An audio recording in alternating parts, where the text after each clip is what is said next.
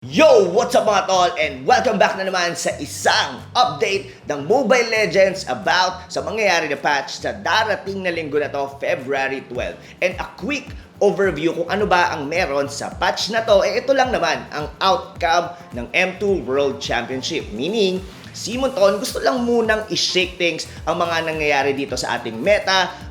Medyo ginulo nila ng konti yung mga heroes na madalas na ginagamit during M2. And I'm sure, excited ka na kung kasama ba ang hero mo sa mga na-nerf at sa mga na-ban. So, chillax ka lang dyan. I got you covered and make sure na tapusin mo ang video na to.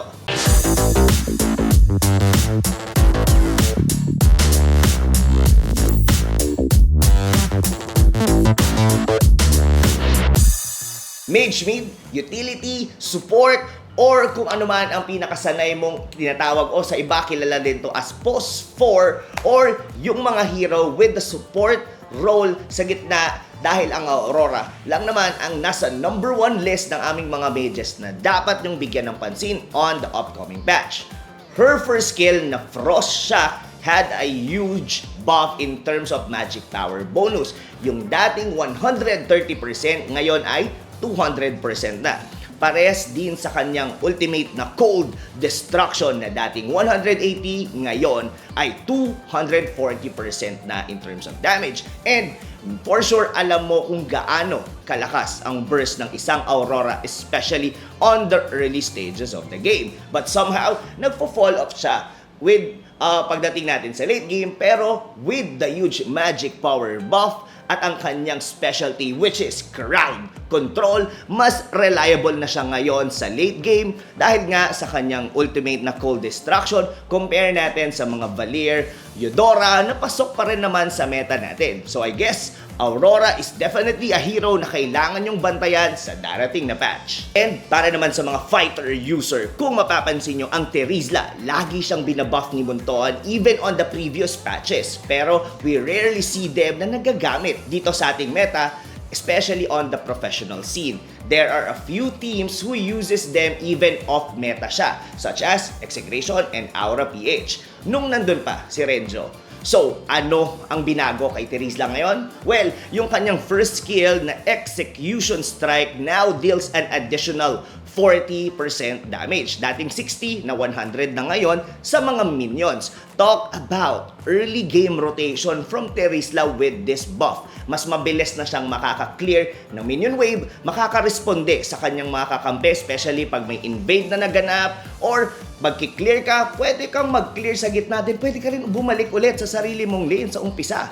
At hindi lang yon, first skill niya ang nabuff dahil ang kanyang ultimate na penalty zone has a reduced cooldown for almost 8 seconds. Imagine a fighter na mala-atlas ang dating in terms of crowd control. Sobrang useful nito during early game to mid game, especially during turtle fights. Lastly, meron lang naman siyang slight nerf on his passive na damage reduction na dating 45 na ngayon ay 30% na. 35, actually 35.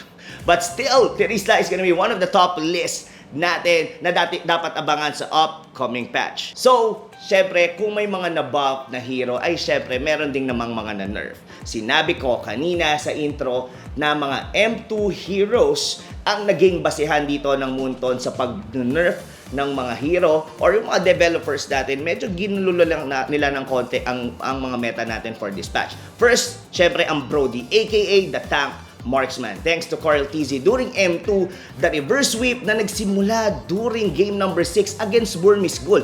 Kung naaalala nyo ang todo tank build, si Carl, dahil expected niya na siya ang laging susugurin ng Burmese Ghoul, tatlong naka-execute and mind you, may kasama pang Natalia. Carl TZ already anticipated what it is to come. And honestly, hindi na bago to kay Carl. Dahil kung maaalala nyo, during MPL Invitational, nung nakalaban nila ang Aura PH ng quarterfinals, ginamitan sila ng walang kamatayang digi strategy ng Aura.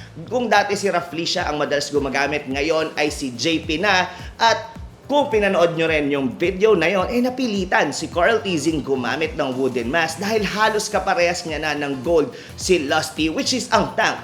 That is a huge blow para sa isang jungler. So going back, binawasan lahat ng attributes ng Brody from the physical attack growth to base damage ng kanyang ultimate. Still a very viable hero on the upcoming meta, but I think mas pipiliin na ngayon ng mga tao ang Claude, which is a much more ban and pick worthy compare sa isang Brody. Or baka nga, mas okay pang gamitin si Moskov ngayon. And speaking of Moskov, magkakaroon siya ulit ng buff sa darating na patch sa kanyang attack speed. Using Abyss Walker, his first skill from 20% during level 1 na ngayon ay 40% na agad. So, ibig sabihin, yung attack speed ng level 3 na Abyss Walker ay pwede mo nang gamitin level 1 pa lang. Ibig sabihin, mas mapapabilis ngayon ang farming ng isang Moskov. And syempre, kung isa ka sa mga gumagamit ng Moskov, alam mo sa sarili mo na once makakuha ka ng 2 core item, alam mo na meron ka na agad magagawa. It's either unahin mo ang Berserker's Fury or baka Windtalker. And sigurado na mapapaisip ang ating mga pro players kung maganda ba ang gamitin ng Moskov para sa gold lane. And as per Meta Heroes band na gamit during M2, Esmeralda now has a reduced shield during early to mid game. That's really a huge nerf para sa Esmeralda. And even for YSS, nawala naman yung slow ng kanyang ultimate na Mountain Shocker. And slightly reduced na rin sa kanyang basic attack. Para naman sa mga fighter like Yuzhong and Lapu-Lapu, reduced attributes from base HP to physical attack bonus. At hindi pa yan ang huli, kahit si Sylvana hindi rin nakatakas sa nerf galing kay Munton. Dahil isa to sa naging priority na tank during M2 World Championship. Now, mas mataas na ang cooldown ng kanyang ultimate na Imperial Justice. Binawasan na rin yung shield na nag-gain mo whenever you use the skill 2 or yung Spiral Strangling. Ginawa na lang kasi itong damage. And before anything else, may mga heroes din tayong nirevamp like Argus and Bane. But unfortunately, hindi ko kasi ginagamit itong mga heroes na to. So, I am asking you, my friend, ano sa tingin mo sa mga revamp ni Argus and ni Bane? Tingin mo ba magagamit sila ngayon even on higher rank matches? So yeah, make sure na mag-comment ka dyan sa ibaba at pag-usapan natin on the comment section kung ano ba ang magagawa ng dalawang heroes na to, which is Argus and Bane. And as for items naman, mga kaibigan, bottle adjustment na rin. Queen's Wings has a slight nerf sa damage reduction at HP increase or rather decrease. Immortality cooldown naman ay mas lalong tumagal na dating 180 seconds lang, ngayon ay 210 na. So make sure to practice selling your immortality especially during the late game.